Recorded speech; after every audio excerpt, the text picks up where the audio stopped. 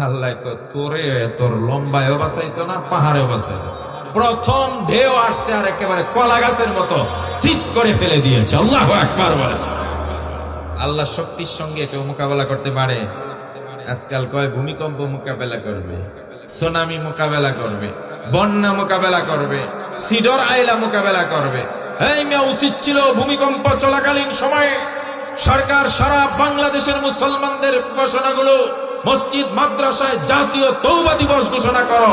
আমাদের অশ্লীলতার নাফরমানির কারণে একটার পর একটা সিডর আইলা, বন্যা, এরপরে করোনা, এরপরে ভূমিকম্প আসতেছে। যতদিন এই জাতি আল্লাহর কাছে আত্মসমর্পণ করে তওবা ইস্তেগফার না করবে, কারো ক্ষমতা নাই আল্লাহর গজব মোকাবেলা করা।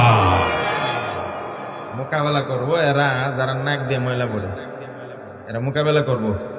মোকাবেলা করলি না, এরা আমরা না হয় গরিব রাষ্ট্র, তেমন কোনো কিছু নাই। ওই যে সুনামি হয়েছিল ইন্দোনেশিয়া, থাইল্যান্ড, সিঙ্গাপুর, তারপরে শ্রীলঙ্কা, ভারত, নেপাল, মালদ্বীপ সহ প্রায় কয়েকটা দেশে সুনামি যে হয়েছিল, 1 থেকে 2 মিনিটের ভিতরে কয়েক লক্ষ মানুষ এক টানে সাগরের ভিতরে চলে গেছে। কেউ পারছে আটকাইতে?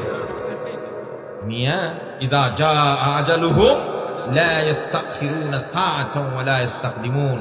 যখন আজাল এসে যাবে, যখন মৃত্যুর পরোয়ানা এসে যাবে, যখন পতন এসে যাবে, কেউ ঠেকাইতে পারবে না। পারবে? কথা বলে না, পারবে? আল্লাহ রাসূল সাল্লাল্লাহু আলাইহি ওয়াসাল্লাম বলছেন না, ইত্তাকু দাওয়াতাল মাজলুম।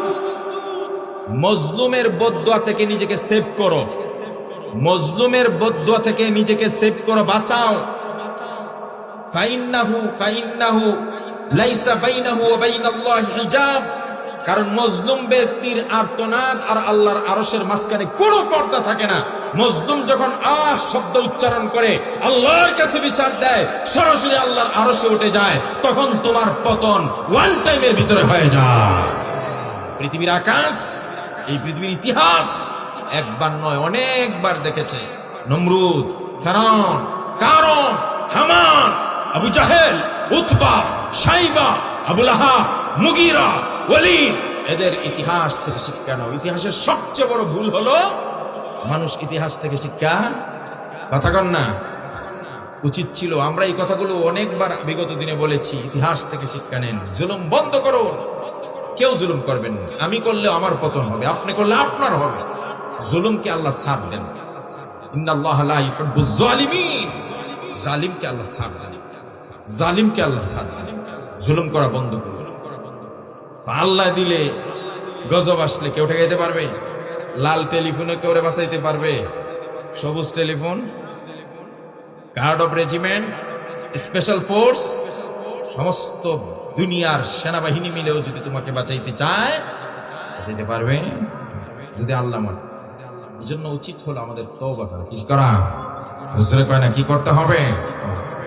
তো আয়েশা রাদিয়াল্লাহু তাআলা আনহা, তো নূহ আলাইহিস সালামের কথা বলছিলাম, ছেলের তো অবস্থা শেষ।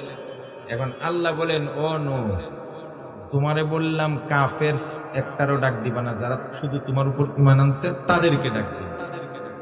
এখন নূহ আলাইহিস সালাম জিজ্ঞাসা করলেন, তোমার ছেলেরে তুমি ডাক দিছো কেন? তোমার ছেলেকে কো, আল্লাহ তো আমার ছেলে, আমার পরিবারের সদস্য, এই জন্য মায়া লেগে গেছে। আল্লাহ তখন কি বলছে, ইন্নাহু লাইসা মিন আহলিক।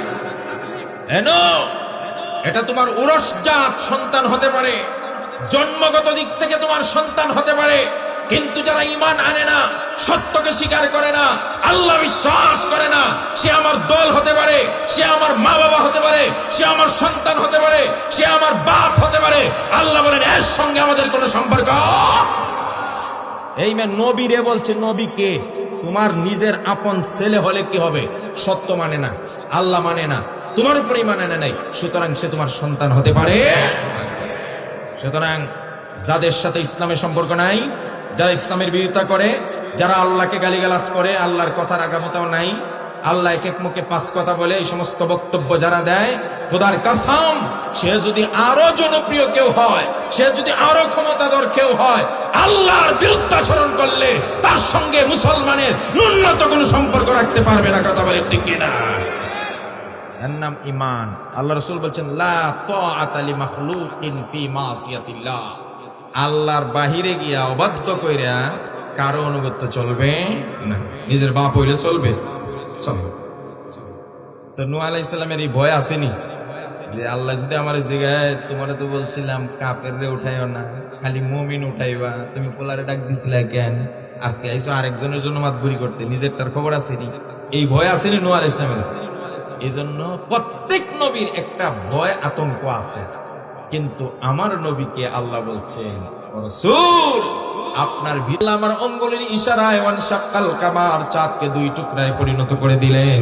যে আল্লাহ আমাকে বদরের মাঠে ফেরেশতা পাঠাইয়া সাহায্য করলেন, যে আল্লাহ আমাকে সমস্ত নবীদের সর্দার বানাইলেন, যে আল্লাহ আমাকে সুপারিশের অনুমতি দিবেন, যে আল্লাহ কিয়ামতের মাঠে আমাকে সমস্ত মানব জাতির সর্দার বানাইবেন, আমার হাতে মানব জাতির ঝান্ডা থাকবে, যে আল্লাহ আমাকে হাউজে কাউসারের মালিক বানাইছেন, আমি কি ওই আল্লাহর একটু আফালা আন আকুনা আবদান শাকুরা, আমি কি ওই আল্লাহর একটু শুকরিয়া আদায় করব না?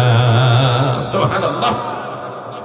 মিসালটা আমি এইভাবে দেই, ধরেন আপনার বাবার আমলে এক লোক আপনার ঘরের, আপনাদের বাড়িতে চাকর থাকে, প্রায় 30, 40, 50 বছর পর্যন্ত সে সব কাজ করতেছে। আপনার বাবা মারা গেছে, এখন আপনি বাড়ির মালিক, চাচা কিন্তু আছে, ওই চাকর চাচা এখনো আছে। এখন আপনি চিন্তা করলেন, একটা লোক তার জীবনের বেশিরভাগ সময় আমাদের বাড়িতে কাটাই দিল, প্রায় 40 বছর ধরে সব কাজ করতেছে। এখন এক কাজ করে আপনি একদিন ডাইকে না বলেন, চাচা আপনি তো এতদিন পর্যন্ত আমাদের বাড়িতে কাজ করতেছেন, সেই বাবার আমল থেকে, চাচা আপনার আর কাজ করা লাগবে না, আপনি বাড়িতে এমনি ঘুরবেন ফিরবেন, খাইবেন, আপনি ঘরে থাকবেন, খানা ফ্রি, তখন ফ্রি, সব ফ্রি।